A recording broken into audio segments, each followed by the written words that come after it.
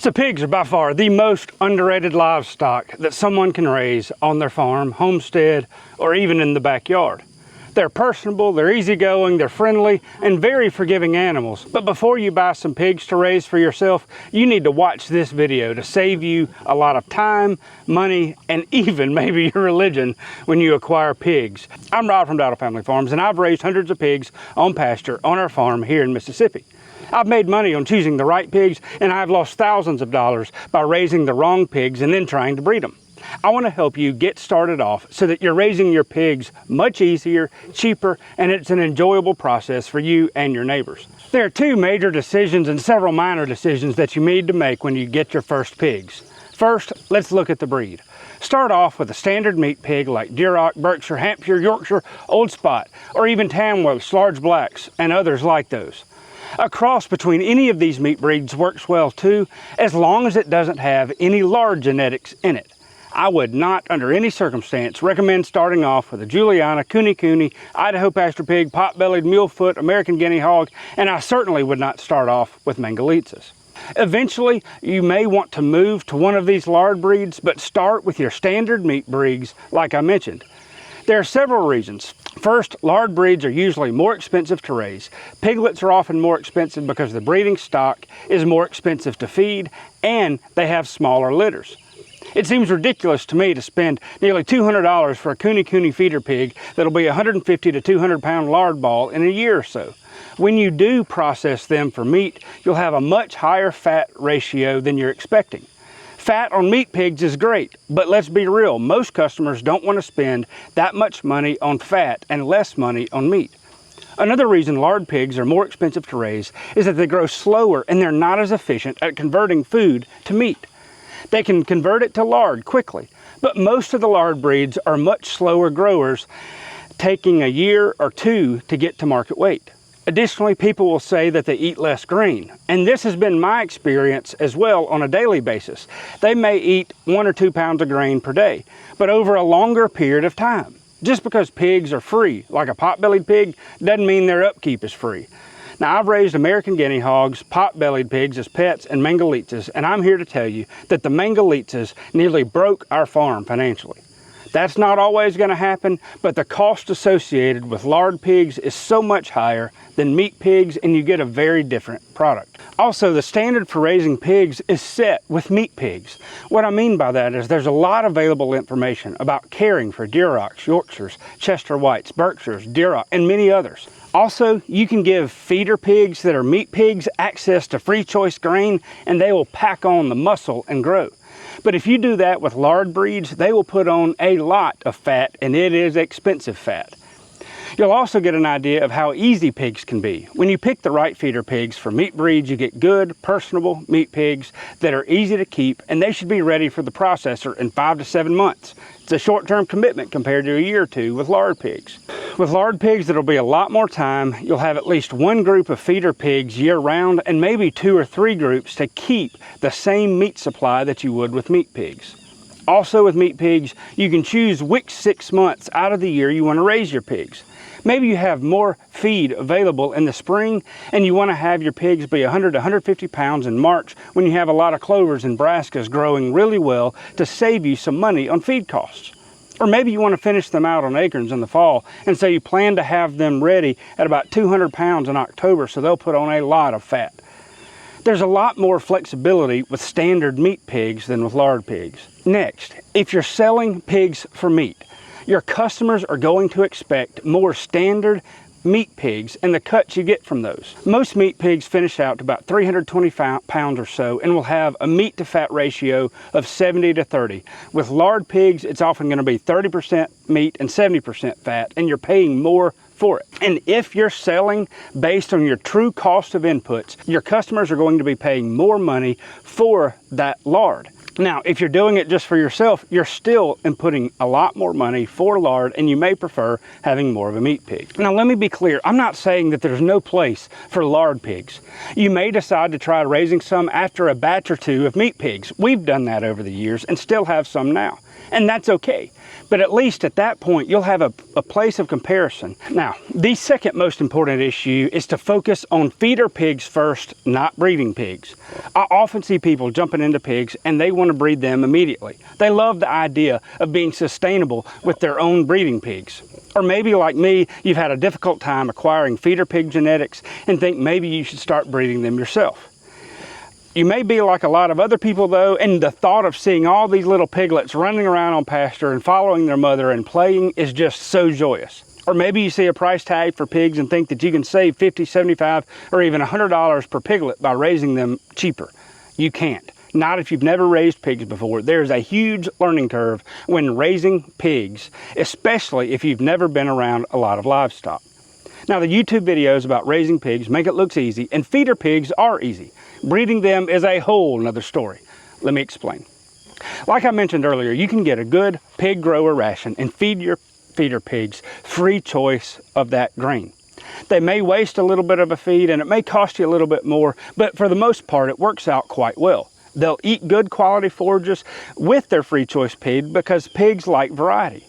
And you can try limiting their feed in alternative feeds like acorns or pastures and clovers and many other things.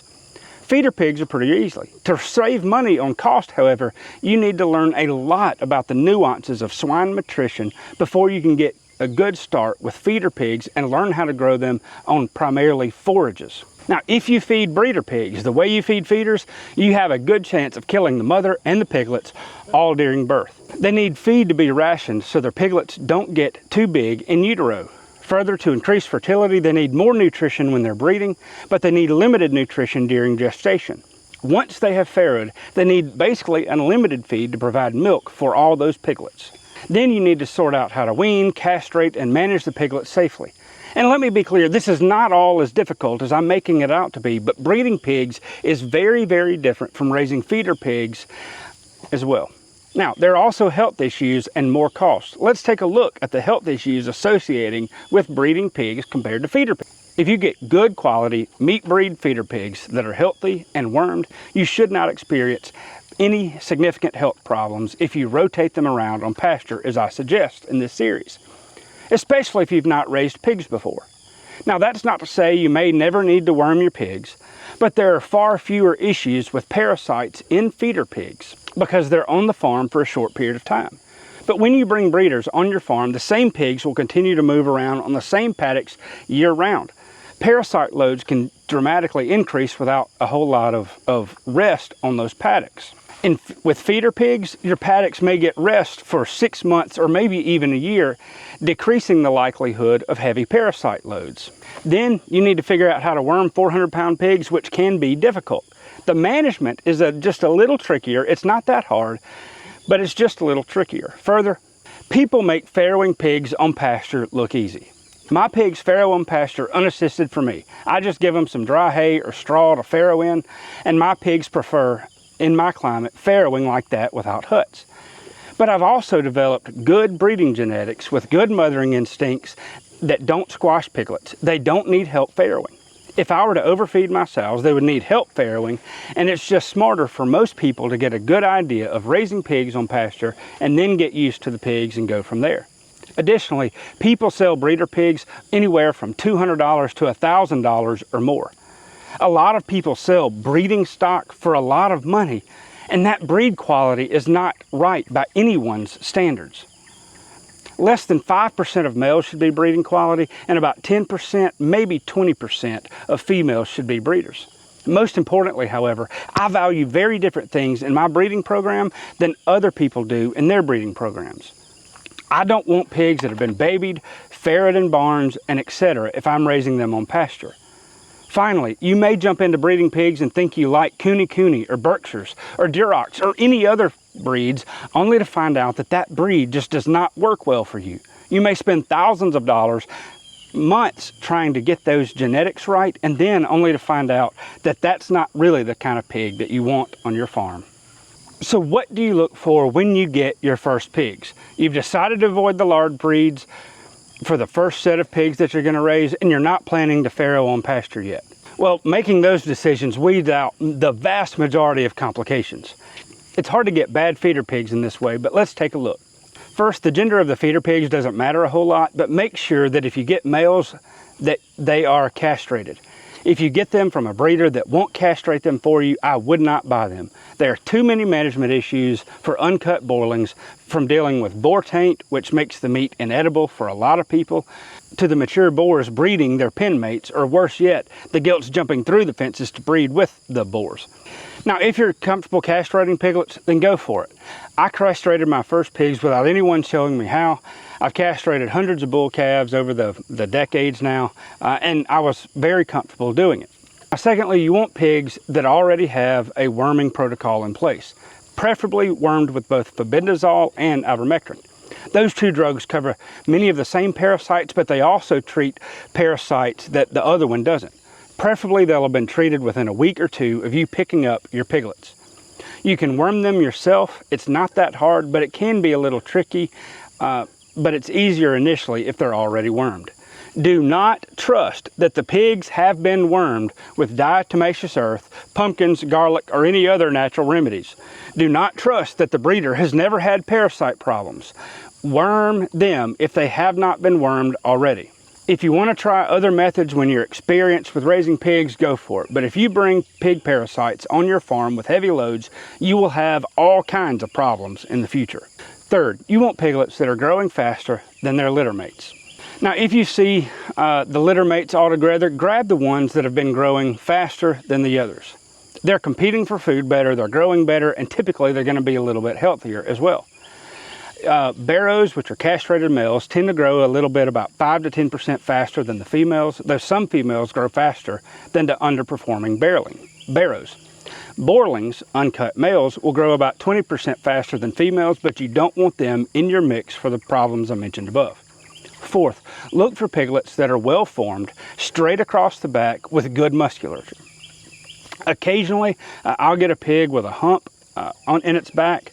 I'll still raise it, but it's not ideal, and I would not sell it for someone else. They can have problems when they get bigger. Fifth, avoid hernias, particularly scrotal hernias.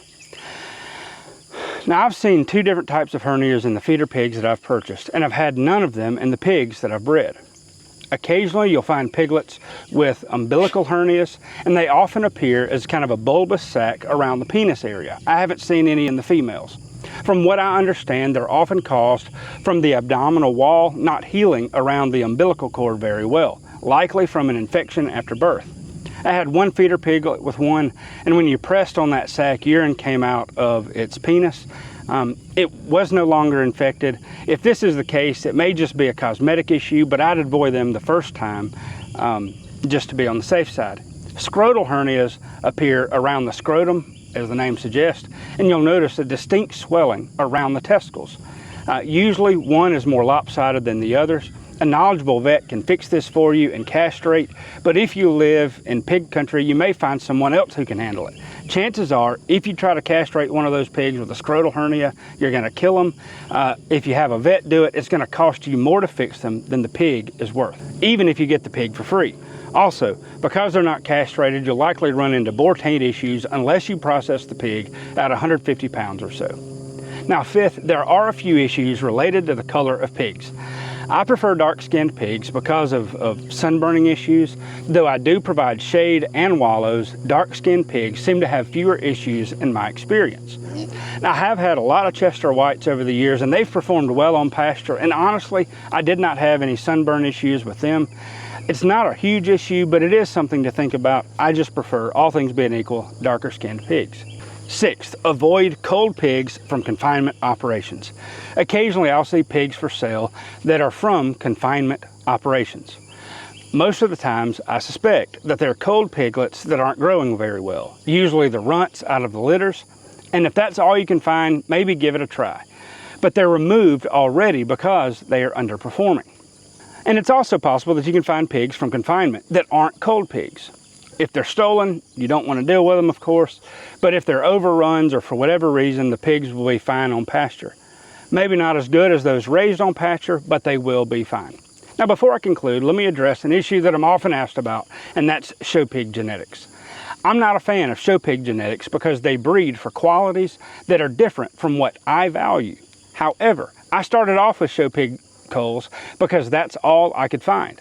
But my best sow right there is a show pig genetic that didn't match up color-wise. She produces wonderful piglets, consistently weans 11 pigs per litter. Her last litter, she weaned 13. If you have show pig genetics, they might work out well. It's much better than trying to breed your own the first time. Most pigs are going to just thrive on pasture. Some will perform better than others, and you can work around that and figure out what you like. But even confinement hogs perform better on pasture than the lard breeds that I've found. If you got some value out of this video, do me a favor and share it with someone you think may get some value out of it as well. It'll help me, it'll help the channel, and most importantly, it'll help get people started raising their own pigs for meat. Have a great day.